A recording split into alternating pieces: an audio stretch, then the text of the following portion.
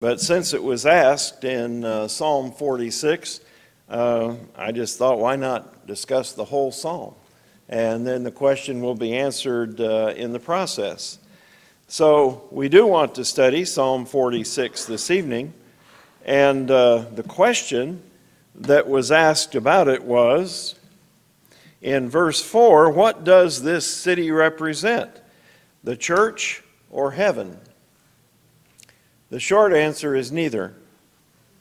However, the holy city here is Jerusalem, but in many texts it stands for the church or for heaven. So we'll try to see how that breaks down and make some applications of that later. Psalm 46 was written by the sons of Korah. It doesn't give a specific time, but we believe from what is written, it was after the temple was built and established, sometime after that. And before we get done, we're going to try to show how that one of the verses many scholars think refers to the days of Hezekiah. Tom Waycaster wrote 7 volumes on the Psalms, and he suggests to use as an outline one that was established by a denominational person, G. Campbell Morgan. And that outline seems to work fairly well. So we'll just mention it briefly here at the outset. First of all, in the first 3 verses, there is the challenge of confidence. Where does our confidence come from? Second, there is the secret of confidence. And third, the vindication of confidence. I like the way that these are done, but we're not probably going to be referring to each one each time, but just try to remember that overall breakdown. A long time ago, I memorized Psalm 46:1. God is our refuge and strength, a very present help in trouble. Let's take a look at each one of these words for a moment to make sure that we have the proper concept. God is a refuge. That is a safe haven from the events that are going on in the world. The Baptist Spurgeon wrote many commentaries, and he correctly wrote about this verse. There would be some things we would disagree, but he said about this verse, others vaunt their impregnable castles placed on inaccessible rocks and secured with gates of iron. But God is a far better refuge from distress than all these. I don't know what poet wrote it, but and maybe this was one of those anonymous poets that we find so often. But we find these words, a fortress firm and steadfast rock is God in time of danger. A shield and a sword in every shock from foe, well known or stranger. And certainly this captures the sentiment that is being expressed in Psalm 46. So he is our refuge. He is the one that we go to. He is the one that we look for to help and to be there and to shield us from the things that are happening in the world. The second thing is, he is our strength. Once again, the Septuagint chose dunamis to translate this Hebrew word, strength. God is our strength. He is our power. We have no power at all in comparison to God. And by the way, neither do our enemies. He is our strength. Remember that Israel did not conquer the land by their own might. God is the one who conquered the land for them, and they would not keep it by their own might either.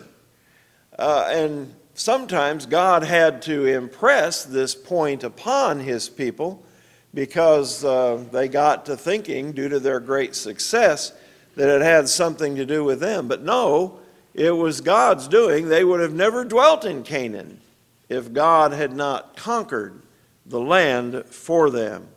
So he is our strength as well as our refuge. And then third, he is a help in trouble. The troubles may be those of a natural order, such as the recent hurricane that came through Florida, or one of national or political nature, as in conflict with one's neighbors. Israel was in such a location, they had to be sure they weren't going to be attacked from the south by Egypt. They had to be sure they weren't going to be attacked from the north by Assyria or Syria or Babylon, or any other nations that happened to have designs like Greece would later on. They always had the potential of trouble. And so God is their help in trouble. We must realize, as they did, that those who fight against us are also fighting against God. Those who denounce the Lord's church, those who would keep us from doing what we ought to do, those who would issue forth different ideologies than what God has given us, they are not just our enemies, they are God's enemies. Those today promoting abortion and homosexuality have made themselves God's enemies.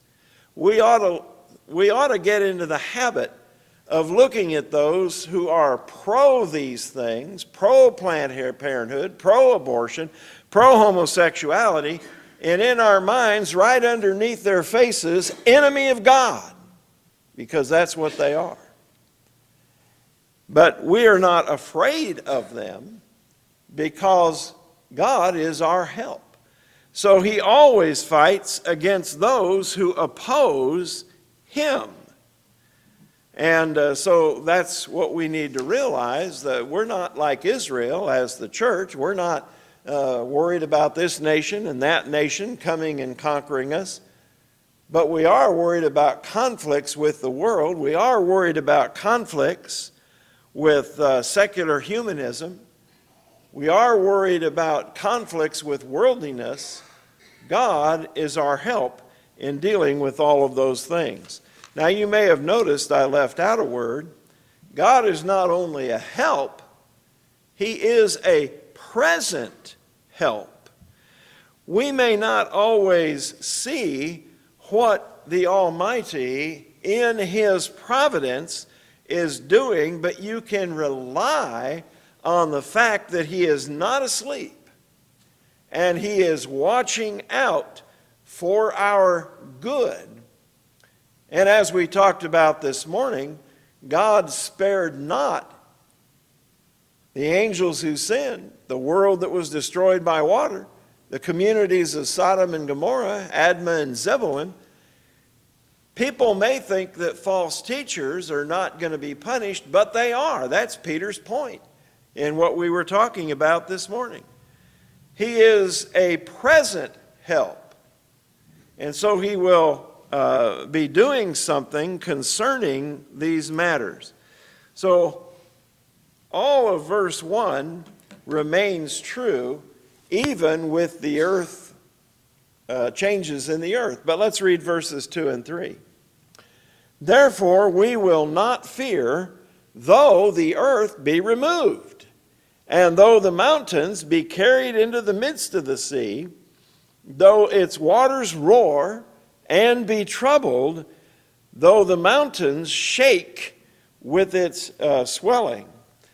Now, these would seem to be natural calamities, upheavals that take place in the earth, or these catastrophes could describe physical upheaval, national upheaval, political conflict, as when they're attacked by another nation. But God is mindful of all those things. And let's look at the next verse. There is a river whose streams shall make glad the city of God, the holy place of the tabernacle of the Most High. So we come to that verse now from which this question arose. And so far, the psalm has dealt with what seem to be like earthly matters, and there's no reason to suspect a change here, and that's why we fairly well think that he's talking about not the church and not heaven, but the city of Jerusalem. Well, we need to ask ourselves, what is the significance of the water that is mentioned in this verse? When a city is under siege, the water supply is critical. It's crucial. The defense, those defending the city, in this case Jerusalem, the city of God, they would have to be able to have a supply of water and a supply of food. The water is even more critical, though. They have to have water in order to survive. Thus, the city as God is Jerusalem. The church does not need a physical stream, but in connection with it and the city of God in heaven, we read about the water of life. Jesus mentioned that to the woman at the well, the water of life. John 4 and verse 14. It's mentioned 3 times toward the very end of the book of Revelation.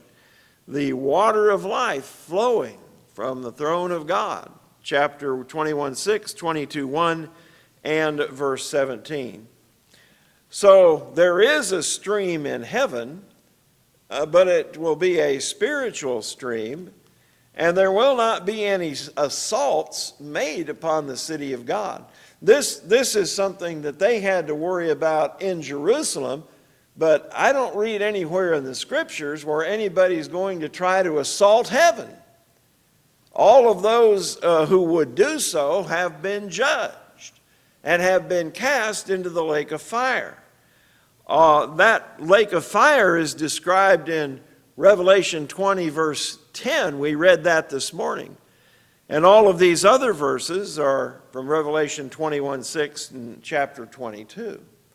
So we are not anticipating any kind of an uprising against heaven when God allows us in to live there. So Jerusalem, the church, and heaven can all be referred to as the city of God, but in the context, it would seem to refer to the literal city of Jerusalem in Psalm 46 and verse 4. At the time of this writing, the temple buildings were in existence. God dwelt in the holy place. And so these are sort of markers for us to figure out when this is describing. Now let's look at verse 5. Psalm 46 and verse 5. God is in the midst of her. She shall not be moved. God shall help her just as the break of dawn. The first statement of verse 5 obviously applies to all 3 cities. God is in her midst. You could say that of Jerusalem. You could say that of the church. You could say that of heaven. But then the focus narrows back to Jerusalem again, and pretty much it would only apply to Jerusalem. When God fights for Israel, she will not be moved. He helps, and right early. Right early is one possible translation of the Hebrew. The Hebrew is literally in the faces of the morning, or in the turning of the morning, according to Young's literal translation. In other words, there's that time of day when the darkness begins to turn into the morning. And God is helping at that particular time. Right early is used by the King James and the American Standard. The New King James has the break of dawn, and the New American Standard and English Standard are when morning dawns. So even though they all more or less convey the same idea, I like it expressed best as when morning dawns, or at the break of dawn.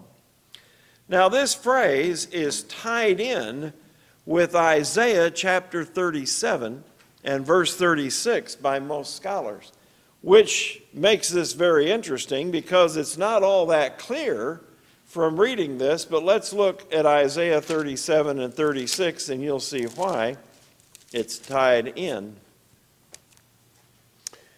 In chapter 37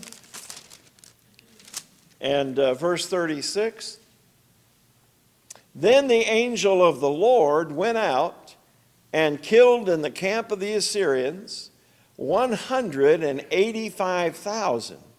And when the people arose early in the morning, at the turning of the morning, there were all corpses." They were all dead. Now, to what event does this refer? The upheavals described certainly in the earth earlier in the psalm, remember all of those natural disasters and things, they could certainly refer to Sennacherib and how he had been conquering the earth. He had just marched through several territories, and including Samaria, or Israel, the northern kingdom, and now he was down outside of Jerusalem knocking on their door and anticipating conquering them. Let's refresh our memories by reading a few verses from Isaiah 37 to see how this got to be where we are in the text. Chapter 37, beginning with verse 8. "So the servants of King Hezekiah came to Isaiah. And Isaiah said to them, 'Thus shall you say to your master, thus says the Lord, do not be afraid of the words which you have heard, with which the servants of the king of Assyria have blasphemed me.'" Remember what we said about the enemies of God fighting against God? "Surely I will send a spirit upon him, and he shall hear a rumor and return to his own land, and I will cause him to fall by the sword in his own land." So the Rabshakeh returned and found the king of Assyria warring against Libnah, for he had heard that he had departed from Lachish. And the king heard concerning Tirhakah, the king of Ethiopia, "He has come out to make war with you." In other words, he was focused on trying to assault and conquer Jerusalem, but he got word of other peoples coming out to face him, so he changed his plans. So when he heard it, he sent messengers to Hezekiah, saying, now, remember, he's had to change his plans. He still plans to annihilate Jerusalem, but he's had to change his plans, so he sends this message in verse 10.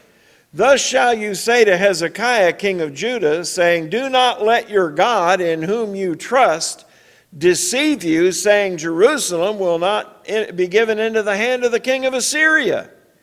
Look, you have heard what the kings of Assyria have done to all the lands by utterly destroying them, and will you be delivered?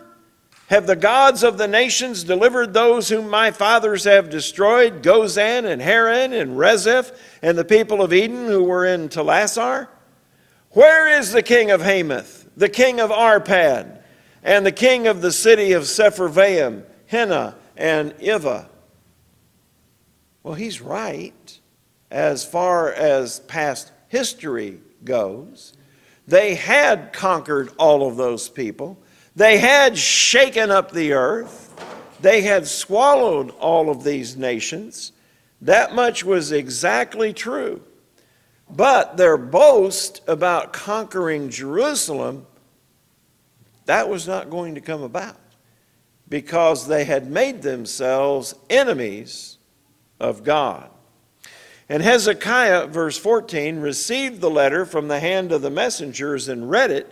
And Hezekiah went up to the house of the Lord and spread it out before the Lord. He spread out the letter so that the Lord would see it. And he prayed to the Lord. And what he prayed about was for their help, and recounting what all the king of Assyria had done and how they were threatened by this. So he put that out, and the Lord answered Hezekiah. But here's what he did. God was a very present help, destroying 185,000 Assyrians overnight. In other words, at the break of dawn, at the turn of the morning, King Hezekiah and all Israel saw what the angel of the Lord had done. They saw the results. They didn't see him doing it during the night, but they saw the results of what had been done. And once again, Spurgeon makes these comments. As soon as the first ray of light proclaims the coming day, at the turn of the morning, God's right arm shall be outstretched to his people. We are slow to meet him, but he is never tardy in helping us. Impatience complains of divine delays, but in very deed the Lord is not slack concerning his promise. Man's haste is often folly, but God's apparent delays are ever wise, and when rightly viewed, are not delays at all. We have to trust that God knows what he's doing. Yes, it looked bad. Yes, they were surrounded, but the Assyrians were the enemies of God, and God is a very present help, sending the angel of the Lord to destroy 185,000 soldiers. And they saw it at the turning of the morning. Let's notice next verses 6 and 7 in Psalm 46. The nations raged, the kingdoms were moved, he uttered his voice, the earth melted. The Lord of hosts is with us. The God of Jacob is our refuge. Nations may rage, but God is in control. Now let's read verses 8 and 9. Come, behold the works of the Lord, who has made desolations in the earth. He makes wars cease to the end of the earth. He breaks the bow and cuts the spear in two. He burns the chariot in the fire. Nations may rage again, but God is in control. Those nations will not last long. God allowed the wicked Assyrians to take Israel captive, the northern kingdom, because they deserved punishment. Probably so did the other nations that Assyria conquered. But they never thought that the God of heaven was helping them when they conquered all those nations. They thought it was their own might that did it. But God delivered Judah because of the righteousness of King Hezekiah.